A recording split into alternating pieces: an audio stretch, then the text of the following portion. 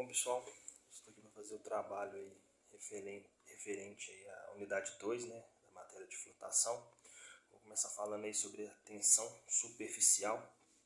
A tensão superficial ela é o trabalho que é preciso para elevar a área de superfície entre duas fases, né, de uma unidade de um processo considerado isotérmico reversível. Energia livre por unidade de área e, portanto, essa tensão pode vir a ser expressa como força por unidade de área. Ou seja, a tensão superficial é a força equivalente, né, para poder pegar e permitir a interação entre dois estágios, né, no caso da flotação, entre as partículas sólidas, que é o minério, as partículas gasosas, que são as bolhas geradas, né, e o meio aquoso, né, que é a água, a fase líquida, certo?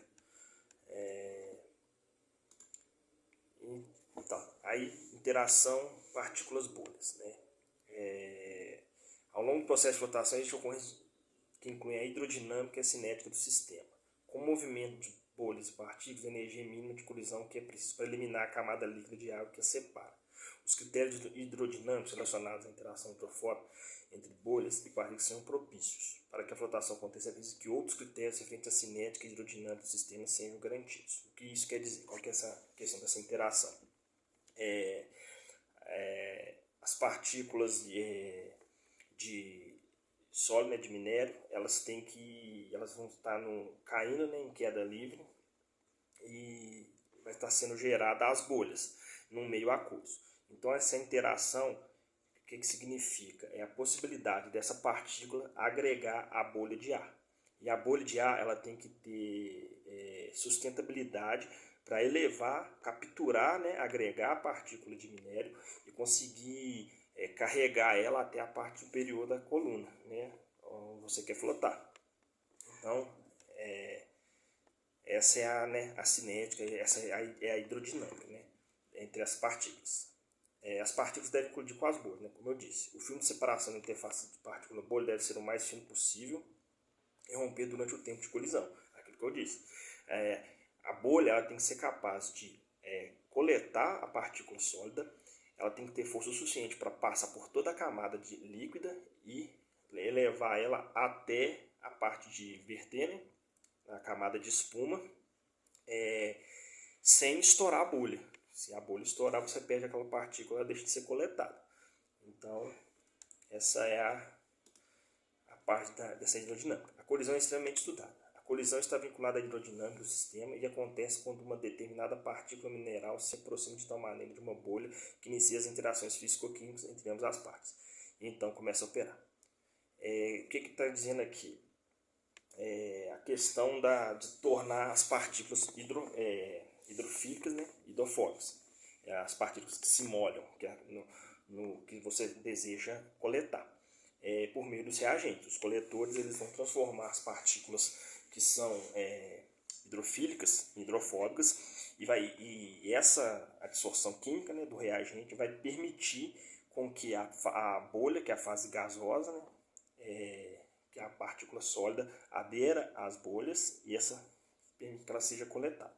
Esse processo é correlacionado com várias variáveis físicas. O tamanho da bolha, né, a bolha ela tem que ter um tamanho suficiente para permitir a coleta, a agregação e o carregamento, não estourar. Densidade das partículas e a densidade da polpa, ou seja, as partículas que estão agregadas elas têm que ter um peso suficiente para ser permitidas serem carregadas. Elas não podem ser muito pesadas, porque senão elas podem não agregar a bolha. Viscosidade da polpa, velocidade relativa da partícula da bolha e principalmente o tamanho da partícula. Como eu disse, a partícula tem que ter um tamanho suficiente que permita que ela adera à bolha e seja carregada. Ela não pode ser muito grande, nem pode ser muito fina. Muito fina você vai estar às vezes carregando material que você não é da sua, você não quer selecionar. A velocidade da partícula da bolha também é importante, porque a velocidade com que a bolha ela percorre a coluna ela tem que ser o suficiente para permitir que ocorra a relação entre as duas, né, entre a partícula e a fase gasosa que é a bolha.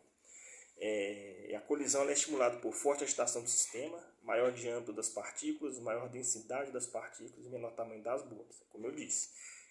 Não pode ter agitação no sistema, porque senão você pode estar estourando as bolhas e impedindo a correlação, né, prejudicando